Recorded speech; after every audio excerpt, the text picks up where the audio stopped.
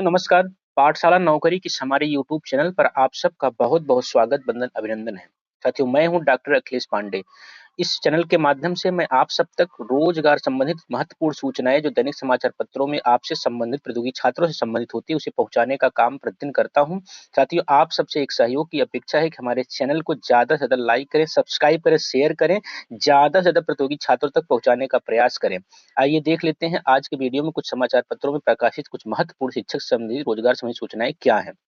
सबसे पहले बहुचर्चित उत्तर प्रदेश शिक्षा सेवा चयन आयोग की आज मंगलवार वाली अहम बैठक में क्या निर्णय होने वाला है, उस पे देख लेते हैं कि क्या है। करें परीक्षा तिथियों के निर्धारण पर आज आयोग में होगी अहम बैठक।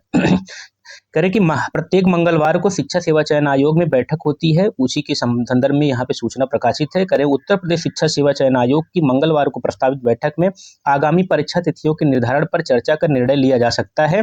13 जनवरी को हुई आयोग की बैठक में परीक्षा तिथियों के निर्धारण के लिए परीक्षा समिति को अधिकृत किया गया था।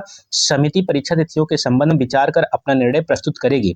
इसके अलावा परीक्षा आयोजन के लिए विभिन्न एजेंसियों के साथ होने वाले समझौता पत्र, एमओयू व मानक संचालन प्रक्रिया एसओपी के विषय में हुए प्रस्तुतिकरण का परीक्षण कर 3 सदस्यीय समिति अपना आख्या प्रस्तुत कर सकती है। इन दोनों बिंदुओं पर सदस्यों के साथ विचार विमर्श के बाद निर्णय लिए जाने की संभावना है। आयोग को वर्ष 2022 की निरस्त की गई असिस्टेंट प्रोफेसर भर्ती परीक्षा के आयोजन पर भी निर्णय लेना है।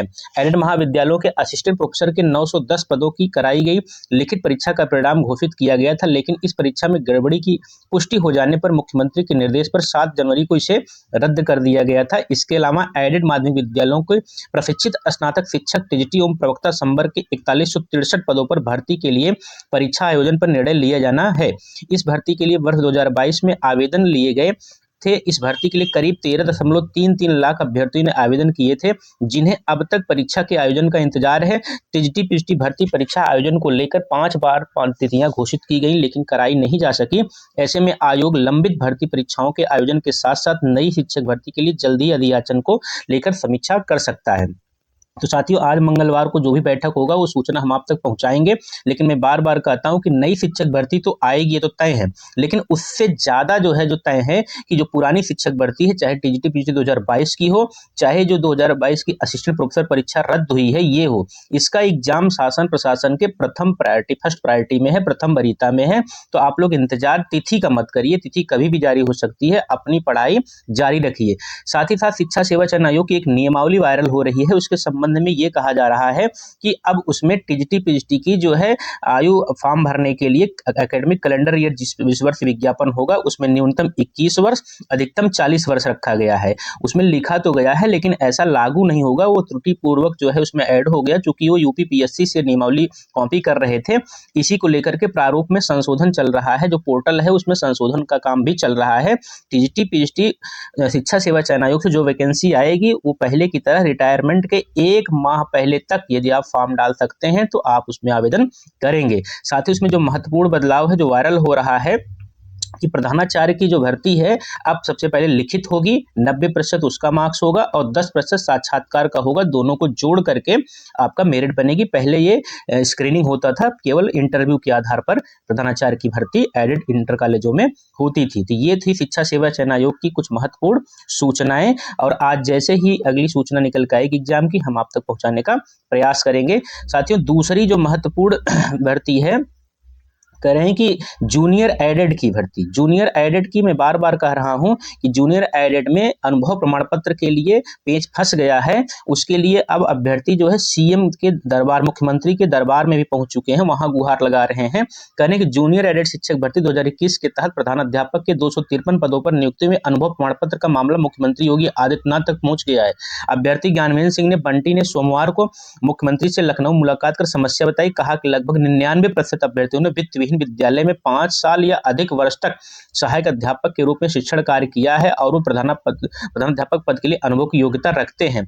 अब जब इस भर्ती की काउंसलिंग कराई जा रही, तब कई जिलों के बेसिक शिक्षा अधिकारी यह कहते हुए अनुभव प्रमाण पत्र निरस्त कर रहे हैं कि उस पद के सापेक्ष अनुमोदन नहीं लिया गया था। यह तब है जबकि अभ्यर्थियों का नाम यूडाइस पोर्टल पर 5 साल या अधिक समय से मौजूद है। सभी योग्यता पूरी करने के बावजूद हमारे अनुभव प्रमाण पत्र पर संकट मंडरा रहा है। बेसिक शिक्षा विभाग के अफसरों ने यूपी में जुलाई 2011 में आरटीआई लागू होने के 14 साल में कभी अनुमोदन ही नहीं लिया। अब परेशान किया जा रहा है। ये तो जूनियर एडेड प्रधानाध्यापक और शिक्षक भर्ती का है। मैं बार बार कहता हूँ, ये भर्ती पूरी सीट इसमें जो है वो नहीं भरी जाएगी, खाली रहेगी और इसके तुरंत बाद जो है नया विज्ञापन आएगा। इसके बाद एक महत्वपूर्ण सूचना है, इलाहाबाद विश्वविद्यालय में जो गैर टीचिंग नॉन टीचिंग स्टाफ है, गैर शैक्षणिक कर्मचारियों के करीब लगभग 450 पद हैं जो खाली हैं। लगातार इलाहाबाद विश्वविद्यालय के संगठन कॉलेजों में जो पिछले कई वर्षों से गैर शैक्षणिक यानी कर्मचारियों की भारी कमी से जूझ रहे हैं। कॉलेजों में 80% तक पद जो है रिक्त हैं, इनको भरने की मांग हो रही है, लगातार मांग कर रहे हैं। इसकी फाइल बना करके ऊपर जो है भेज भी दिया शिक्षा मंत्रालय के अनुमोदन के लिए, लेकिन अभी तक इस पर कुछ कार्रवाई नहीं हुई। आगे देखिए कहाँ ये बढ़ता है। अगली सूचना है जो एलटी ग्रेड के संबंध में जो है हाई कोर्ट ने डायरेक्शन दिया था, जो बीएड के कैंडिडेट थे उनकी भर्ती पर रोक लगाया था।